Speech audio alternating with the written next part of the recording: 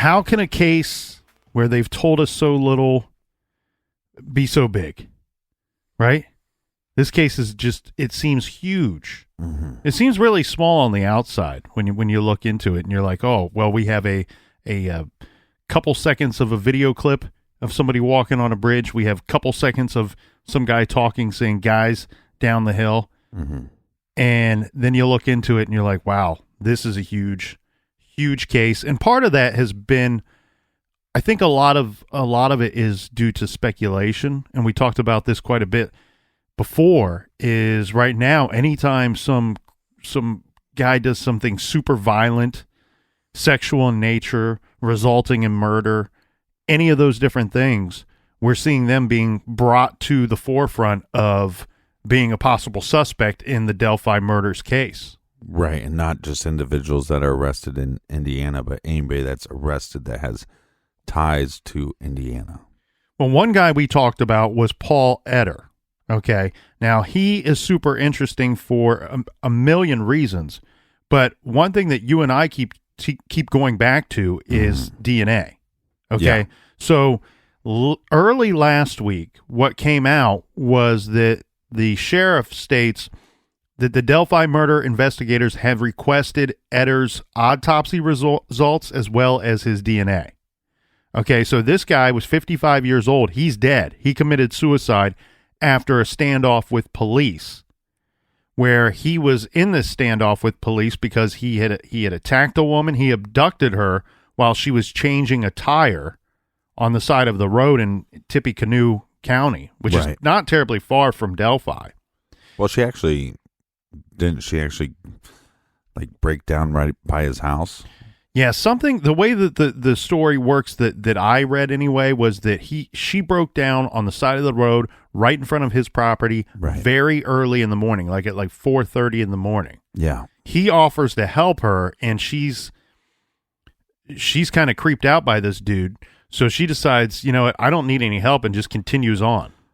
Well, right, and we make some leaps here. Like one of the things that I've heard was, okay, well, this Etter guy creeped out his victim, and that we know that Abby and Libby were creeped out enough to take pictures of the bridge guy, and so some people make that leap that this girl felt the same thing that Libby and Abby felt. Mm-hmm.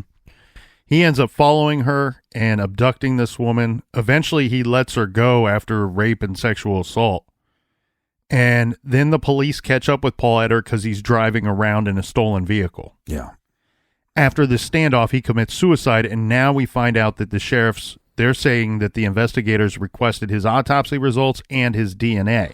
And we've seen DNA requests before, and we've talked about this before. But to me, this really solidifies for me what I believe there to be DNA. And you say, well, Nick, why are they even questioning? Why are you, Nick, Colonel, Captain, why are you garage idiots questioning the DNA? Well, we're questioning the DNA because in the beginning, the investigators made it sound as if they had it. And then at some point, that went away from their press releases and from their words that they were choosing to use to the public. It just disappeared. And so then you have to question, is there something wrong with the DNA, or did they not have it? Or did they speak out before they knew if they were going to have it or not? Yeah, and one of the statements that they made, again, that makes me question it, or I think would make anybody question it, is the idea that they say, look, we're not going to clear anybody. We're not going to do that. We're going to call it checked, or we've gone over that person. He's been checked. Yeah, we're not going to say that they've been cleared until somebody's arrested and somebody's convicted. And then the next statement is if they are convicted. Right. Meaning that this law enforcement officer believes that they might one day arrest somebody, but might not be able to get a conviction. That's what it makes it seem. Now, they might just be playing it safe, and that's fine, and I understand that. But if they're not playing it safe and that statement is a true statement, that makes you question if they have DNA, because if you have somebody that you arrest for the crime, you have DNA, plus you have other evidence, why wouldn't this be a slam dunk? Well, and then one thing too is we discussed the reasons why you would ask someone to submit their DNA even if you did not have this. You're doing it as a scare tactic, as a way to see if this suspect will squirm, Right. and immediately become uncooperative in your questions and in your investigation. And then you go, well, we should be checking into this guy further because he doesn't want to seem to help us with this double homicide of two children. I mean, yeah, you can be guilty of a lot of bad things, but Right. nothing as bad as this. So you would think persons would comply and offer their assistance, at the very least, to just get their name off of this investigation. Well, you see this similarly with asking people to take a lie detector. We know that we can't use that in a court of law, but we're going to use it to kind of see how you play out this hand. Right. And so the thing, though, that really I'm really going the way of, yes, they have DNA, and I've always kind of been that way on this case.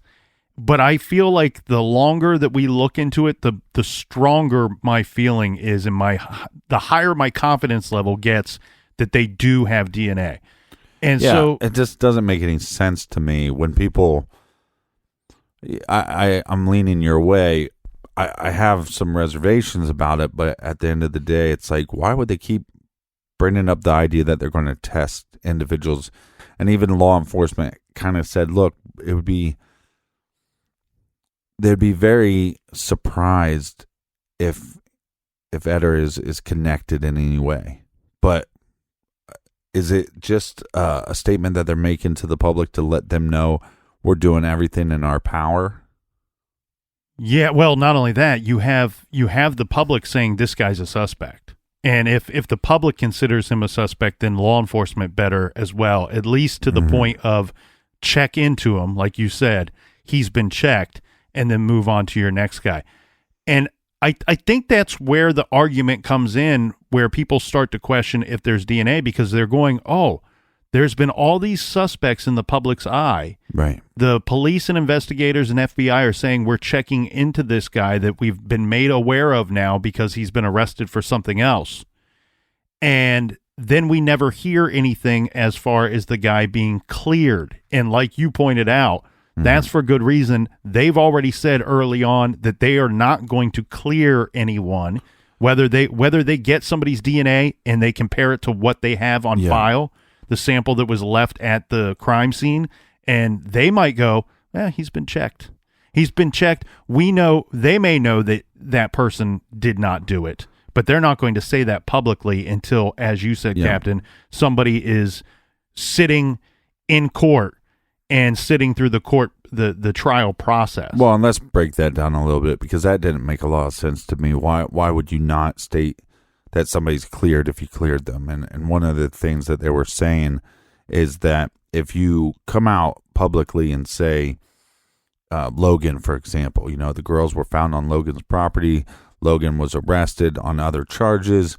If they go through and check alibis and do some things, they go, okay, well, Logan is cleared. And then it comes back that he's not cleared, and they arrest him and they go to trial. That just the statement that the law enforcement at one point cleared this individual, that could be reasonable doubt. Right, that gives the jury reasonable doubt. And so that makes a lot more sense. And because then you're fighting an uphill battle. You're now saying, well, at one point we cleared this individual, but now no. And so if at one point law enforcement said this person wasn't involved, that would, like you said, gives you probable cause to go, well, or gives you reasonable doubt to go, if they weren't sure at one point, how am I supposed to be sure? Well, the other thing that really strengthens my belief that they do have DNA, one, I'm just going back to the beginning and realizing and knowing and reminding myself that they said they had it at one point. And I see that it's disappeared from their narrative. I'm fine with that, and I get why I think that is. And I think it's smart. And I'll get into that in just a second. But the thing that really strengthens my belief that there is DNA here is they're requesting it from a dead man. And we know this to be true per the news reports that were coming out last week. And on top of that, the way that the wording that they use when they state that is that they requested it shortly after this guy committed suicide, shortly after Paul Etter killed himself. Well, so the thing is, it's no longer a scare tactic if there's nobody to scare, right? It's just simply collecting evidence at this point. And so that really strengthens it for me on that level. And then I've recently viewed a short interview where Kim Riley, one of the officers, one of the investigators with the state police, he's not on the local level, he's on the state police, where here's the thing with the investigators here. They're all doing a very good job. They're trying to field and answer as many questions as possible. They do have a, let's say, script or a narrative to try to stick to that they've all agreed upon. But on occasion, because they are being so transparent, or at least with what they're willing to share, and their availability to be in front of the public and to answer questions, on occasion you can catch a little bit of a slip where you're like, oh, I don't know that they were supposed to say it like that. Or, well, and think about all the emotions that they're carrying around with them. So in one of these little news clips, I saw Kim Riley stating, basically he's being asked, if you have DNA or if you have so much evidence on this guy, why hasn't there been an arrest? And he was saying, well, and he's trying to be hypothetical, but you can tell in a way he's probably talking about what's actually going on with the case. He says, well, we might have a situation here where this person has never done anything before, and we just don't have any way of tracking him down or tracing this individual. Right. So that statement to me really makes me feel like the police at least believe that they're working on a suspect, that Bridge guy has not been convicted of anything where he would have his DNA profile already submitted to CODIS. And then when he goes further to say wouldn't have anything to track, no way to trace this individual, that also makes me wonder if they have fingerprints as well, but they're just not in the system. That we do have stuff. We need to find the right guy, the right person, bring him forward and have his fingerprints and or DNA to compare this to. And so I feel good that I think that it's there. I think the reason why you go back and you go, oh shit, we talked about DNA. Let's kind of just drop that from the story and not bring it up again. Because, and then there's other times where we have somebody like Daniel Nations who says, I submitted my DNA. And you never hear from police saying that we asked him to do so, or he did submit it, anything like that. They just say he's somebody we're not really that interested in. I think the other thing, if you do in fact have DNA, or as some guys up in the Amy Mihalovic case like to say, bait in the net. So I always thought that was a strange way to word it. But if you do in fact have DNA, you might want to drop that from the narrative just for the fact that you want this guy to slip up. Wait, now, why do you find that weird? Bait in the net? I just saw. So when the investigators, it's a water town, right? I mean, they're by water, right? But what I mean by that is when they're asked if they have DNA, most of the time their answer is, "Well, we have bait in the net," rather than just giving you a clear general clear general understanding. Okay. Sometimes they've given a better answer than that, but for a while they were sticking to that bait in the net kind of thing, which is fine. Anyway, what I was getting at though, Captain, is here you have a situation where if you do have DNA of this guy and he is not in the system, he has not committed any offenses that he's been caught for to the point where he would be in the system. Now you're going, you know what? Let's drop that from the narrative because we wouldn't mind terribly if he goes out and commits an offense and gets caught for it. Right. I mean, nobody's suggesting, hey, go out and murder somebody so we can catch this guy. Well, what you're hoping for is, could he get picked up for a DUI? Could he do something dumb, Anything that would warrant a felony arrest, from my understanding, in Indiana, now you are forced to submit your DNA. So right, you let's get be this clear. guy driving drunk home from a bar one night. Right. You might end up catching your guy. But let's be clear about that. So every state is different, but in the state of Indiana, if you are arrested with something that you can be charged a felony for, you don't have to actually be charged. You don't have to actually go through the process and be found guilty. But when you're arrested, they'll swab your DNA and they're going to take your fingerprints and all that That's stuff. how they enter you into the system. Yeah, and I think you were saying that didn't pass until 2017, and then they don't implement it until 2018 or whatever. Yes, that's my understanding of the way that it's going down in Indiana. And as you said, it gets difficult for us to remember. There's 50 states, and they're all kind of doing that stuff a little different from state to state. Here's the other thing, though. Paul Etter is, in fact, we know that they went after his DNA. According to the words that they chose to use, it made it sound like it was shortly after he killed himself. So now we're looking at a month ago. You would think if he is the guy, he's not alive for you to even bother talking to him.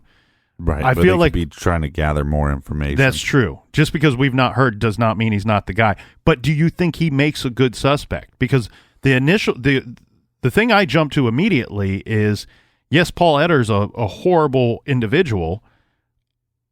He abducted and raped a woman, but he let her go. We're looking for a killer, not necessarily just a rapist. And we don't know but the mounds of possibilities are endless, and that gets a little it can make everything convoluted. But I think what we have here is an individual that possibly could look like Bridge Guy.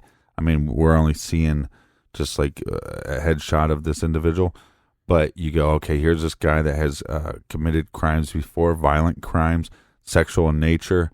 Is it possible that he did this double murder and then kind of went on a spree, if you will, that or had a weird universe? The universe puts, for lack of a better word, prey right by his house, and early morning he attacks her for whatever reason.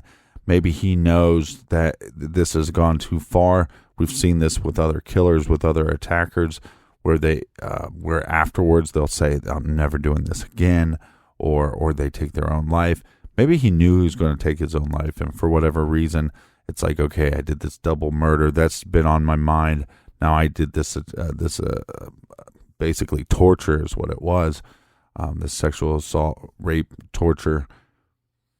I'm going to take my own life, and maybe that's why he let her go, and then he takes his own life. I mean, I understand that there's a 5-hour standoff, but we can't know for sure what was going through this guy's head. But that's a possibility. So when people say, "Well, he let this other victim go," and he didn't let that rules him out in so many people's mind, I'm like, I don't think that rules out anything, because we don't know what's going on in this sick individual's mind. Right, I agree. But I tend to lean toward, I don't know that I'd make him the top suspect, in part just because he did let that future victim go. And from the way I'm viewing this thing, it looks to me like he may have got away with that, and I hate to say this out loud, he may have got away with that whole attack and rape if he had not let her go. And it's right. And the other thing that makes me question it too is his age. Well, and that's what I wonder, because he had to have some knowledge, that she had knowledge of where he was from, and maybe she didn't know that area that well, but where she broke down, and so by letting her go, it's almost like you're setting free the person that is going to basically be your downfall and the reason why you get captured. But again, if your vehicle breaks down in front of this guy's house and he comes walking out, or in front of his property, and he very clearly comes walking out, and you go, well, he must have lived there. I mean, that's probably the first thing you're going to say. You might not know the numerical of the address that you broke down in front of, but you're going to go, hey, I was on such and such street. Yeah, last week I had the street name in my notes, but yeah, you could go, I was right around this area on such and such street. Guy comes out of his house 4:00 in the morning. Yeah. And then you can identify the guy. And what's interesting to me about the whole connection with Eder is he kind of has a bulbous nose. Mm-hmm. Would you say it's bulbous? Yeah. And I've actually yes. well, and I'm using that term for in this case because I've actually seen several videos where they're doing new profiles of Bridgeman, and they start talking about that he has a characteristic that we haven't noticed in the past. And I've actually seen this from at least 2 individuals where they're saying he has a character that we didn't notice, but now we notice he has a bulbous nose. Mm-hmm. And I wonder if that is these online armchair detectives, if this is their way of them shifting the narrative. Okay, well, we have this guy in custody. Is he a perfect match for a bridge guy? No. Like you said, logically, he attacks 2 individuals, kills them, lets another one go. That doesn't seem to line up, really.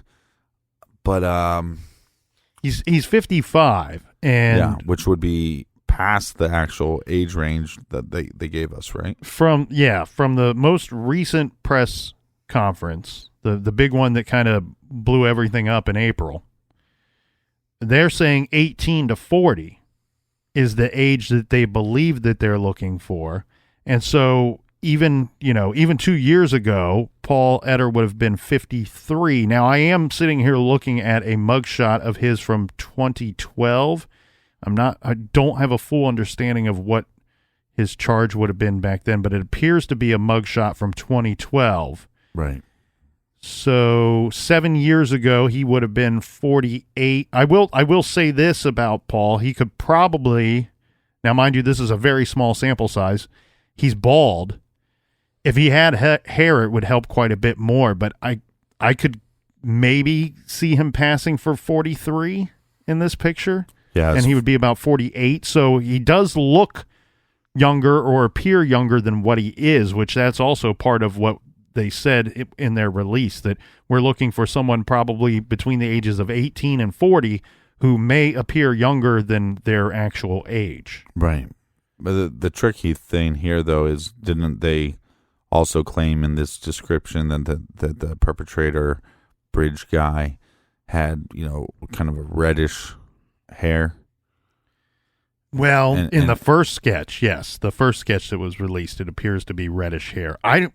What were they saying about the second sketch? Did they give a hair color for that one as well? I thought that's the one that they said reddish. Okay. And so that makes me question. I mean, when people still bring up Logan because the girls were found on Logan's property, again, clearly Logan has gray hair. Clearly Eder has, salt and pepper hair, I would say, but leaning more gray. So I don't know. Unless that... I have some issues, and I think anybody should have issues with the idea that you have 2 sketches that they claim happened at the same time. They went with one over the other. They look like 2 different individuals to me. I'm having a real hard time. The more we dive into this case, I'm having a hard time actually believing any of this as far as eyewitnesses go.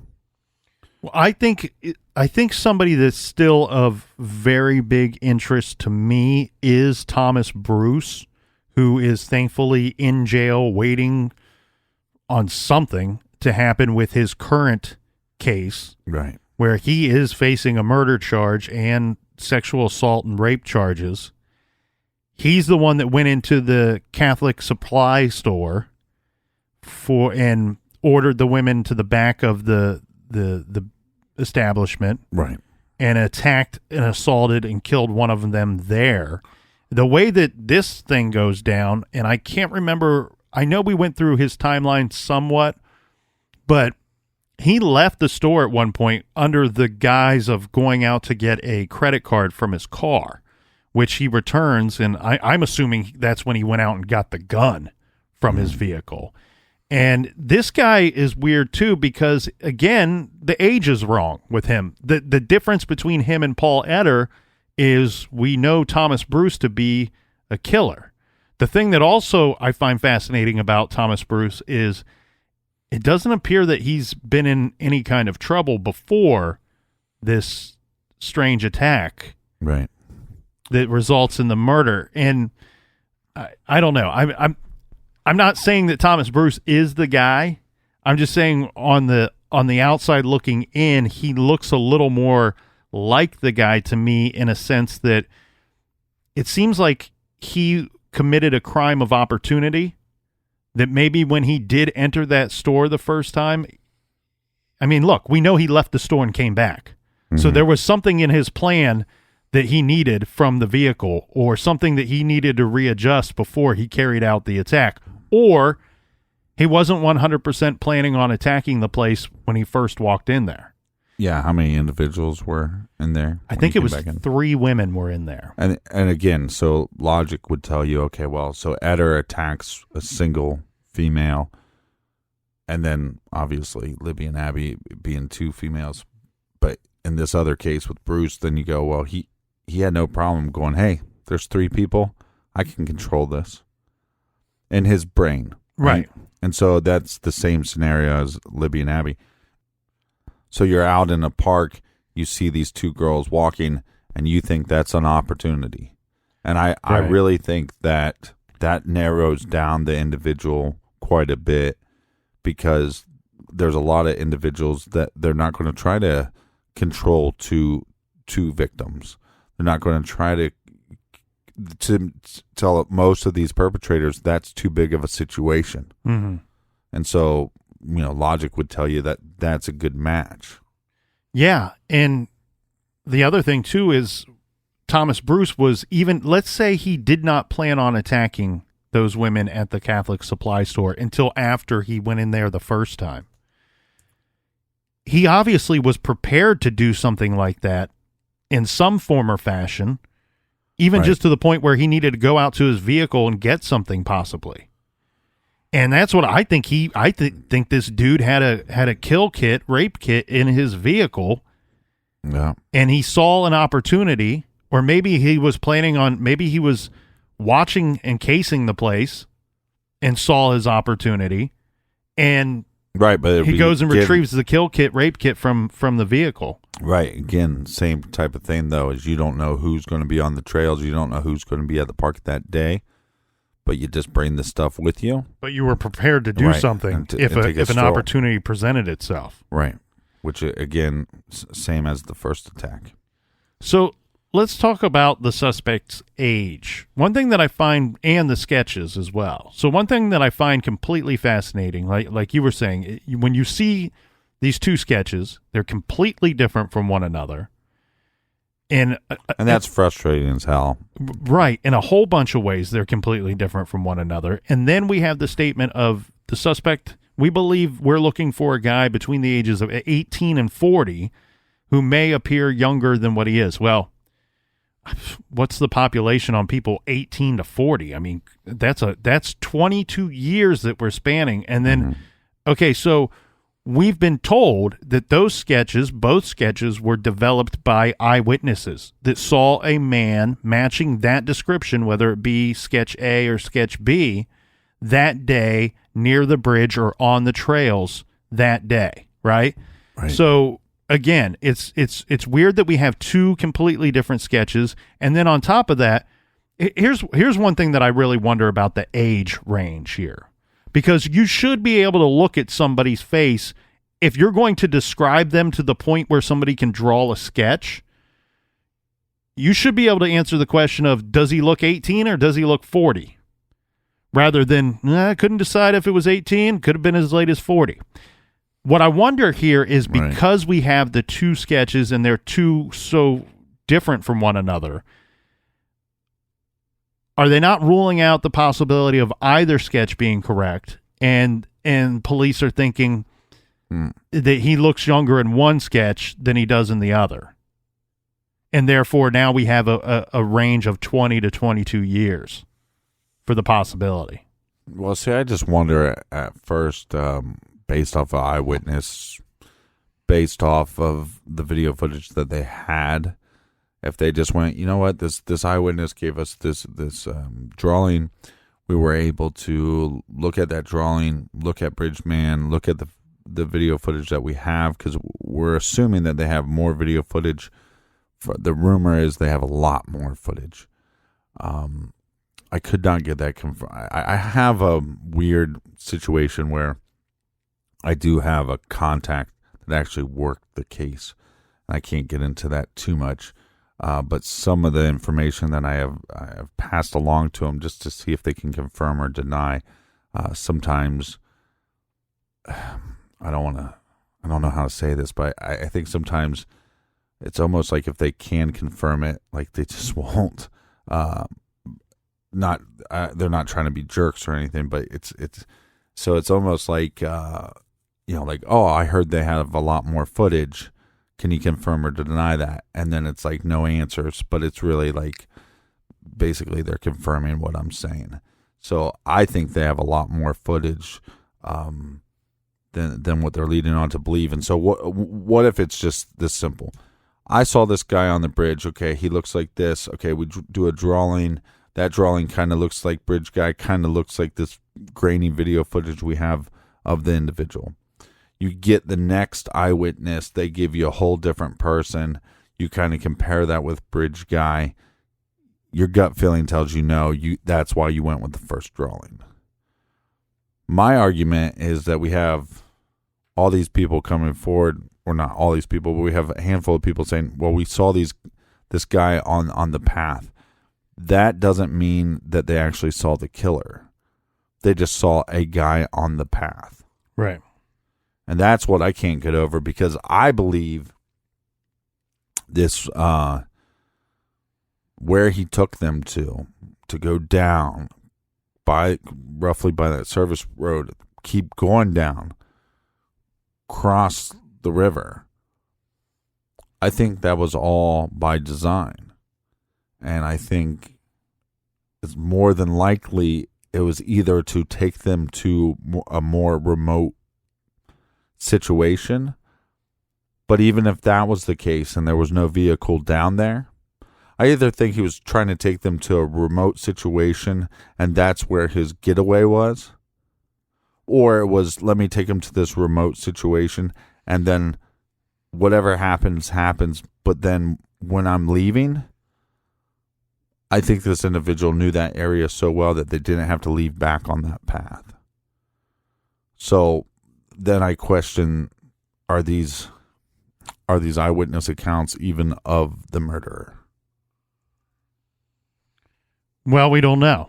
What we do know is that they tell us that what we're seeing in the video, the man in the video, Bridgeman, is the killer. And then we're getting these two sketches of people that were seen in the area on the paths. And the sketches to me are fascinating in the sense of thinking about it this way as well. So let's assume in this situation, right, you would assume that you would have one person that you wouldn't know who they are. That's the killer. The killer's not going to come forward and say, no, right, that was me on the path there that day. We find that highly unlikely, okay? Not that it would never happen, but we know it probably has not happened to this point. But let's say both of these people and multiple people that offered up this person that they claim to have seen that day, if we're to believe all of them, then we have two persons. At least two people that don't look anything like each other. So I'm going to go ahead and say two people right, that are unknown to us at this time, when we should only have one. And so then you and I were talking about this, and you brought up a good point, and I countered it with another good point. You said, well, then it also now that makes me wonder how many other people you have that are unknown to you. Yeah, it's not like you walk into the park and you check in. Or there's some like camera that you have to go buy, And then we can go, well, we know that there was 100 people there that day, and 98 of them are accounted for, or 99 of them are accounted for. One thing I question in this, though, is there a chance that there's a person that's been made up? Dive into that further. So what I mean by that is where we're sitting here going, okay, if both of these sketches are correct, then we have two people that have not come forward, two people that are unknown to us, right? Mm-hmm. And then you brought up the good point that, well, if you got two, then maybe you have more. And I agree with that possibility as well. I also think about the idea of maybe we don't have two people that were there. What if one of these people is just a bad description of a person that's already come forward? Right. What if, for whatever reason, somebody... Look, they had the best of intentions. They're trying to help. They're misremembering, and they're describing somebody that they didn't really see. They saw somebody else instead, or it's a mashup of multiple people that they saw that day. Right, and we also don't know when we're getting these reports, and so what we do know at one point, we know.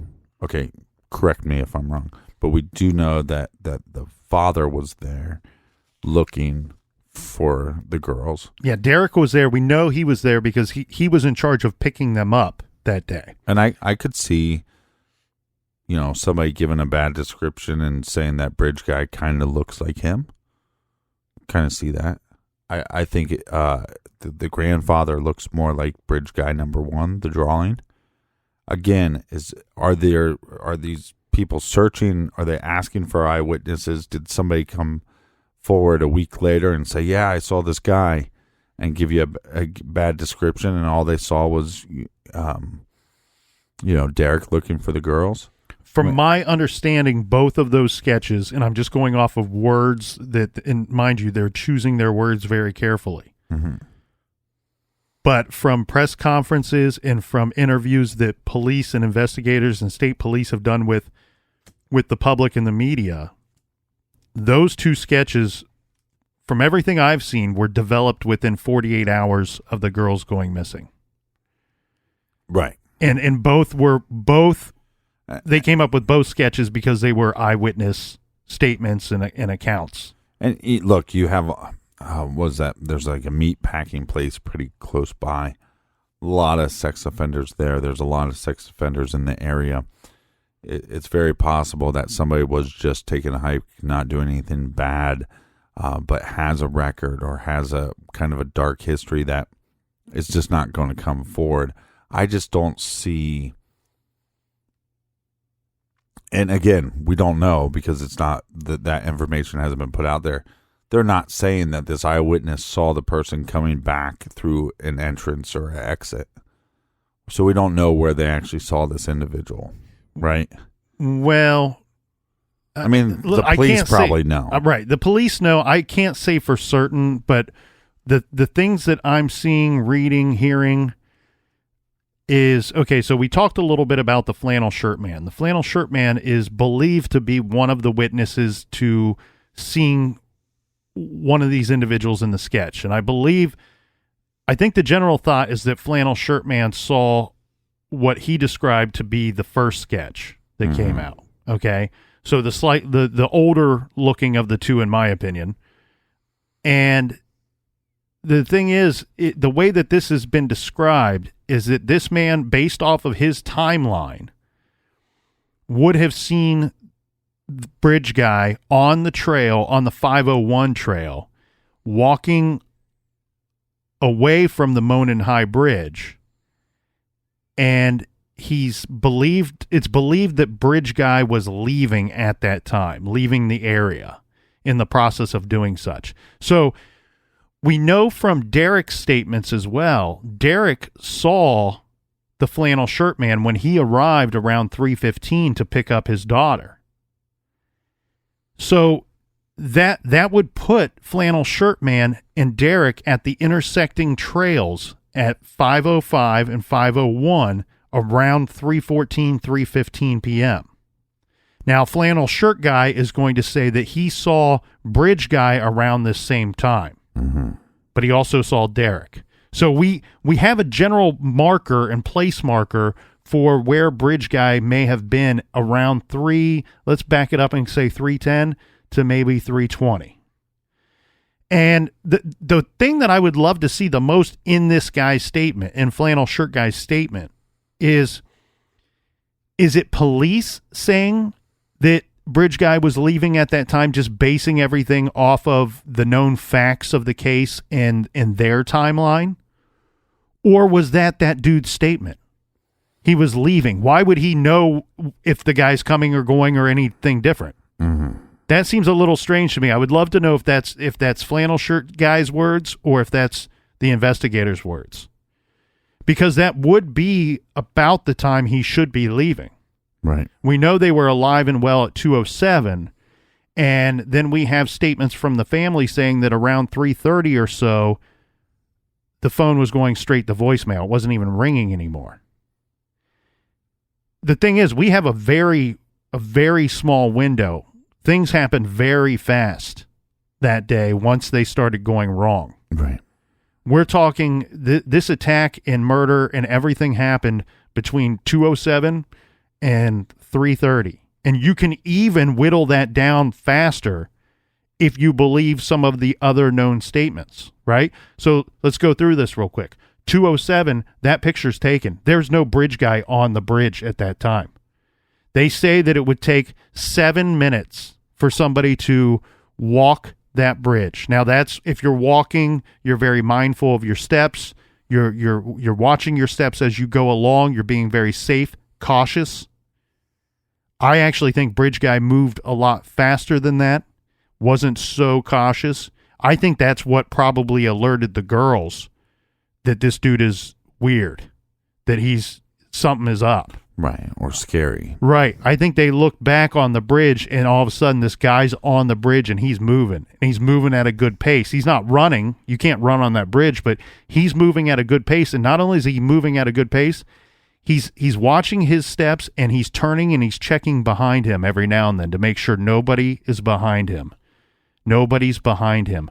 And they're thinking, yeah, what should this guy care if nobody's behind him? And why is he moving so fast? Well, again, so he doesn't want to be seen. So then I question, because did he try to make the girls cross the water, or did they actually make a run for it? You know, I heard somebody say that they think that it was his idea for them to cross, but that's probably where he lost control of them. And that's why he took their lives on the other side. But, we don't know the details of how he took their lives, other than we believe there was a weapon involved. So we know that, but then we also know that there's a very good possibility, right? Almost at least 100% chance that he was wet on some level. And so again, he would have to be at some point that day. He was in the water, right? And that's again what makes me believe that he didn't backtrack. Okay, now this is done. Let me get back on that main trail. I don't know those trails unless he had to. You know what I mean? I get what you're saying. I'm fully with you because of the bridge. Right. So when I look at this thing, if you were going to try to plan this out and make it go down without any problems at all, here's how it goes down. You see them a little bit after 2:07, and this is the thing. You would actually go down trail 505, the less traveled trail. The 501 leads to the Monon High Bridge, okay? But on the 505, when you walk down there and you get Creekside, I'm wondering if there's a spot down there, because what happens is, picture a V, right? The trails start off together, and they don't, when I say intersecting, it's not an X, it's more of a thin V, where one goes off to one side a little bit, but you're basically walking these trails, and a friend of yours could walk on the other, and really you just have a small tree line separating you for a while, and then it extends, and you get a little further and further from one another. But what I'm getting at is, somebody could sit there, could post up on the 505, down there near the creek, and you could spot people coming. I'm guessing because I've never been there, but I would think that you might be able to see people approaching the bridge from your viewpoint. And if you see what you think to be your possible victims, there is just two people, there's nobody else with them, and there's nobody else around or on the bridge at that time, that's when you don't have to go back out to that main trail. You could cut across, and really you're going to end up right at the front of the bridge. And so at 2:07, they're fine. This guy didn't take 7 minutes to move across that bridge. He moved across that bridge in 5 or 4. He was faster. He was moving faster than if somebody was watching their steps. He scooted across that bridge. That puts us at 12 after 2. And then he is, if we're to believe that the eyewitness statement is correct and it is in fact Bridge Guy, then that puts him back at that intersection of the trail 1 hour later. So a lot of things have happened during that time. And I'm with you though, Captain. If you were to plan this thing out perfectly, once you see them get to the other side of the bridge, they're completely compromised now. You go, most likely anybody that could help them or anybody that could view what I'm doing, they're on this other side of the bridge. Right. The girls are on the opposite side of the bridge. That's where I'm going to get them. That's where I'm going to take control. You just watch the words and you map out a quick little location of where they were found. You can see down the hill across this little driveway that actually looks like a road. And then it's down the hill more across the creek, and then they're found right there. Both of their bodies are found right there. If you were to plan this out perfectly, you probably would have parked your vehicle in the graveyard where there are little roads that go back by the trees. You could have put your vehicle over there, and after killing them, you could have walked through the woods up to the graveyard, never going on a trail again. The only trail you have anywhere near you on that opposite side of Deer Creek are the horse trails for Ron Logan's farm. But those are horse trails. They're not traveled by the people that are visiting the bridge or the park. So that would be if you wanted to not be seen after the attack, that would be where you would really want to park your car. Now, the issue could be, though, he didn't know that. He didn't know exactly where he was going to do this attack or exactly how it was going to go down, and maybe his vehicle was left elsewhere beforehand. And one thought is the vehicle that was parked at the abandoned building, which that would have required him to go back up that trail in the opposite way. You would probably try to walk off the trail as much as possible, but at some point you might have to pop back onto that trail.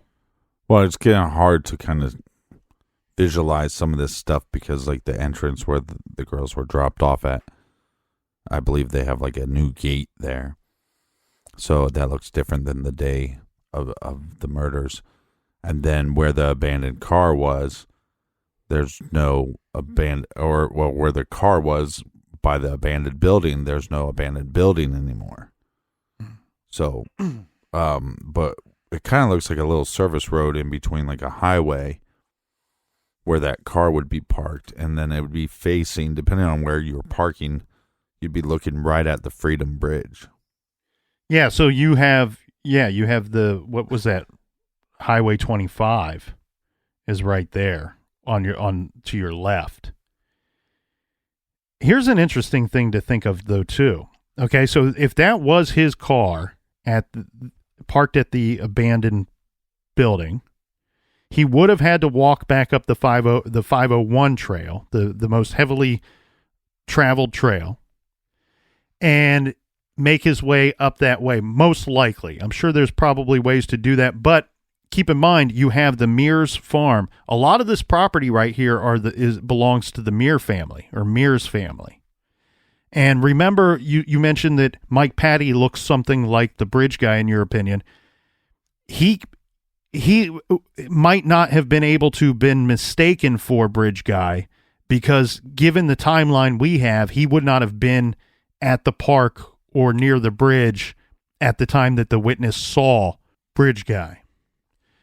But their statement in the press conference from 4/22 of this year, their exact words, police were, "We are seeking the public's help to identify the driver of a vehicle that was parked at the old CPS/DCS welfare building in the city of Delphi that was abandoned on the east side of County Road 300 North next to the Hoosier Heartland Highway." That's also Highway 25. Right. Between the hours of noon to 5 on February 14th, 2017. And then it says in this presser, note, it has been updated. That date was misspoken. It should have been February 13th, which was the day the girls went missing. So this CPS DCS welfare building was a like a child support building at one time. Right. And so it was like a government city building, but it was abandoned at the time on February 13th, 2017. They're asking for the driver of a vehicle, and well, it makes you wonder, are they just going, okay, we saw this vehicle, nobody in it, or saying, hey, we want to identify the driver of this vehicle. Are they saying that there was a driver in it at that time? I don't know. It's not clear enough. No, right. And so that changes the whole dynamic, right? We're looking for this driver that was in the car. That changes the whole dynamic, right? If you were parked there or know who... Because they're saying the driver. If you were parked there or you know who was parked there, it's like, were you in the car? Well, yeah, the car didn't kill the girls. They're looking for an individual. Well, no, but what I'm saying is that, they're not saying we're looking for the owner of the car. No. They're saying the driver of the car. Right. Somebody put that car there. Somebody moved that car later. Right. That's who they're looking for. Going on to say, if you parked there or know who was parked there, please contact the officers at the command post at the Delphi City building. But again, that doesn't mean that is your killer. But that's a very quick way to go when you start going, okay, well, where did he park? Because that's a really big question that nobody usually gets to when they start talking about Delphi, in my opinion. Is this guy left some way? He left the area somehow. He fled the area after the attack. We don't know what time he got there. We could assume, I would assume he probably arrived before the girls did. He may have arrived long enough before where he's waiting this thing out and looking for a victim. I don't feel like it's highly likely that he just arrives and immediately spots a victim. Mm-hmm. That doesn't seem likely to me. There were other people there that day. He didn't choose some of them, in my opinion. Right. Well, and I think that's why, if this is premeditated, like in the sense that this killer knew going to this park, going to these trails, that he's going to do this. The service road by the bridge, down the hill, like we said, whether it's a driveway or a service bridge or a service road or well, it's a road that becomes a driveway to a residence. Right. But then there's also, once you cross the water a little bit further down, I believe there's some access there further down. I believe that if the person knew, this killer goes there knowing they're going to try to do this, that their truck or car is going to be parked somewhere there, not so much at an entrance or where people could see this individual. That's my gut feeling. Oh yeah, no, I agree 100% with you. That's why I said he would have been parked in the graveyard. Would be the most likely spot. I mean, and the problem with parking. So where you would put your vehicle if you wanted to park closest. All right, it would be the whole thing's thing's a crime scene, right? The whole place is a crime scene from the minute he stepped on the ground to the moment he left.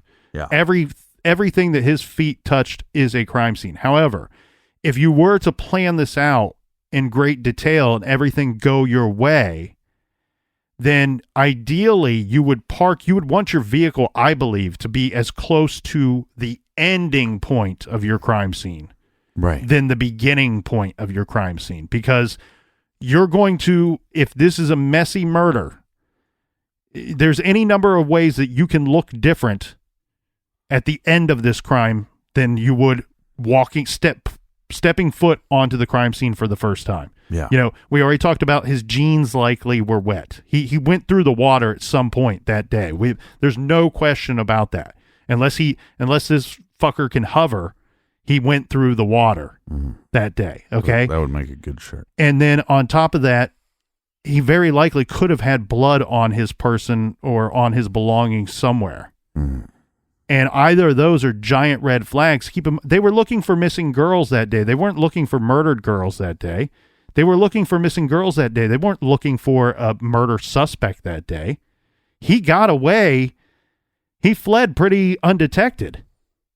Whether he was seen by the flannel shirt guy or not, he fled pretty undetected. So if you were to map this thing out and carry it out the exact way that you would want to, ideally you want to put your vehicle as close to the ending point of the crime and the crimes in the crime scene as possible. Well, right. And instead of just having it on a residential drive or some other road, that would stick out like a sore thumb. But if you park at the graveyard, right? If you park here's the problem with that very spot. You could park at the graveyard and be okay, I would think.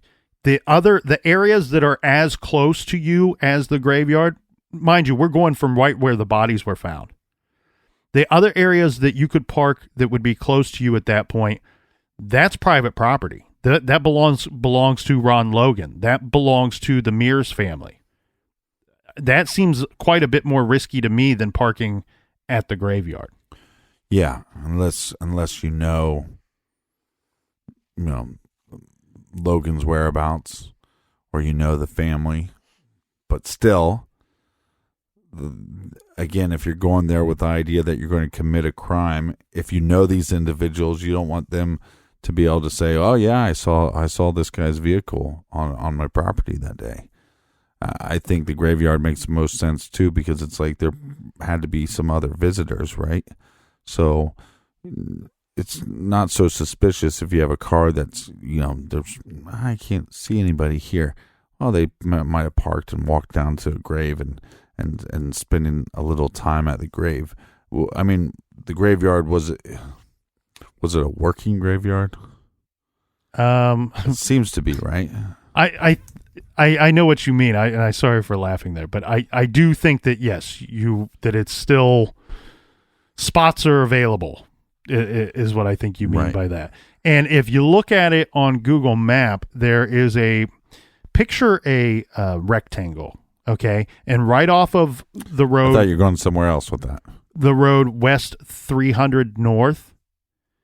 Mm-hmm. So if you look off of 300 North, you have the graveyard right there on one side of the road. Now, the graveyard is lined out like a big rectangle, which it has a drive. You can drive in, go all the way to the back of the property, and I believe at the tree line, you can actually go across the tree line and then head back out the other way. So you have two running roads or drives from 300 North that basically encompass this graveyard. There's places to drive, and what I'm getting at here too is you could drive a fair distance away from the road and put your vehicle back by the tree line.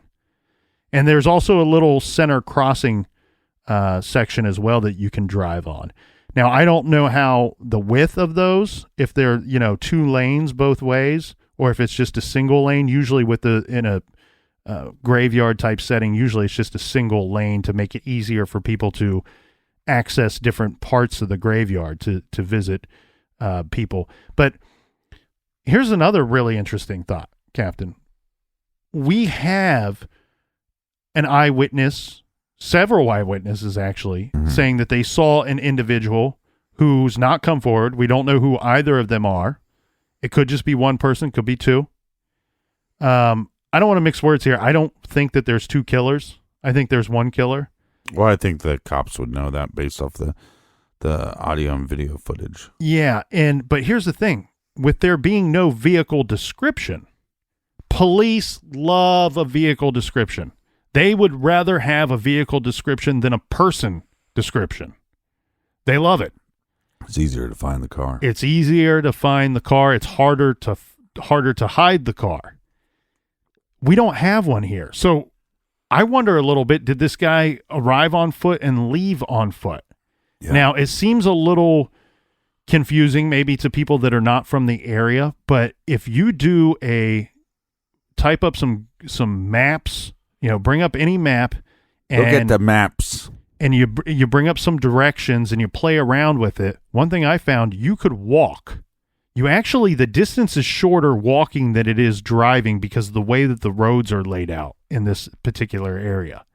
So you could walk from the middle of the Monon High Bridge, and you could be at East Main Street, Delphi, and it's a 1.2 mile walk. You would have to go over the Freedom Bridge for the shortest route. But that would be the direction that it's believed that Bridge Guy, if in fact he was the killer.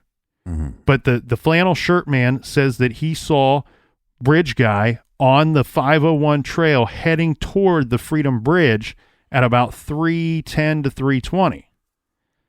Somebody could walk. That's crazy. Somebody could walk from the middle of the Monon High Bridge to East Main Street, Delphi, be in Delphi at 1.2 miles. Right, so about 15 to 17 minutes. Yeah. 15 to 20 minutes. Well, let me tell you a little story to open up some possibilities. I'll make it quick.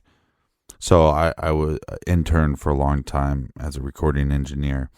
At this point, I didn't do a lot of sessions. I had knowledge of this stuff, but I have never done it myself other than maybe bringing in some of my buddies to record. So they said, my boss says to me, hey, there's a night session. Do you want to do it? And of course I was nervous and said, nah, I don't really want to do it. And he goes, well, no, I'm going to set it up. It's easy. 2 microphones on this piano. All you have to do is hit record and stop. The guy, he's from Athens, Ohio. What's that? About an hour and a half away. Yeah, roughly. A drive. Mm-hmm. He's from Athens. He's a great kind of jazzy, bluesy piano player. We had this great piano, but it wasn't tuned, and we had some rattles in the low end, but the guy didn't really care. It was just demo, and so my boss was giving him a discount because the piano wasn't working perfectly. So we go and record 3 or 4 tunes, and after 2 or 3 songs, this guy's just playing live. He'd come back in and listen. This guy's very scruffy. He has a book bag with him and a guitar case, that you would wear as book bag. So I go out to make some coffee, and then I go out to my car, and I realize he has no car there. And I'm thinking, well, this is strange. So we're almost done with the session, and I see he has this guitar case. So I unzip the guitar case because I just want to see what guitar he has in the bag, right? I shouldn't have done that, but I did. Anyways, I see a gun. Mm-hmm. And at this point, I'm freaked out of my mind. So in the session, I'm back in the day. I have to make a CD for him. Here you go. Take this with you. And I said, somebody coming to get you? And he said, yeah. So he leaves, pays. I clean up the studio, go to leave. Probably 5 minutes after him, I start driving. I don't see him anywhere around. Remember the studio is really far back. Mm-hmm. 5 minutes later, I'm driving 33, and I see him walking. This guy walked all the way from Athens, set up a recording session, walked all the way from Athens, played his songs, paid me, took the CD, and started walking back. Mm-hmm. Now, I don't know if he was meeting somebody somewhere, but he was walking on the freeway. My point of this long story Just because, one, I always think about that gun and how much how freaked out I was. But the point of the story is this individual could have walked from really far away. And I hate to be the guy to say there's so many possibilities. But this guy booked a session, walked an hour and a half, played 5 or 6 songs, and then took off walking back. It's not out of the realm of possibilities. Well, and not only that, in this situation, I'm bringing this up for a couple different reasons. One, East Main Street, Delphi, 1 mile, 1.2 miles from the bridge. 15, 20 minutes. Yeah, so this guy, I mean, there's plenty of houses over there. This guy could have lived in a neighborhood near there and just walked home. He could have parked anywhere really within 1.2 miles of the bridge. He could have parked in any of these neighborhoods that are a mile and a half from the bridge. Yeah. And so he doesn't necessarily have to be parked at the abandoned building or parked in the graveyard or parked on Ron Logan's property. He very likely could have been parked in an area that nobody would found to have been suspicious at all because it's a heavily traveled area. It's an area where there's a lot of cars parked on the side of the road. Right, but he parks in a busy parking lot somewhere. But you have to be careful of those areas because if it's a busy parking lot, then you have the possibility of being seen if you're covered in blood, mud, or water. So, right. So I get what you're saying, and that's what's so frustrating about this case, though, is as every time I'm looking into it, I start feeling like I'm getting somewhere. And then the doors of the possibility just are blown open, and I wonder. I wonder if it's going to be another situation where if we don't hear anything in 6 months to a year, if they're going to have to keep putting out information that they know, because they have to be getting a lot of leads. I mean, this case is highly covered on YouTube. I mean, seems like there's a million armchair detectives. Working on this case, like solely working on this case, not like, hey, we covered this case and we moved on to another case the following week. Like people that are just like, that's all they're doing. Well, and that's why I think it's important to examine the possibilities and the reasons why this has not been solved.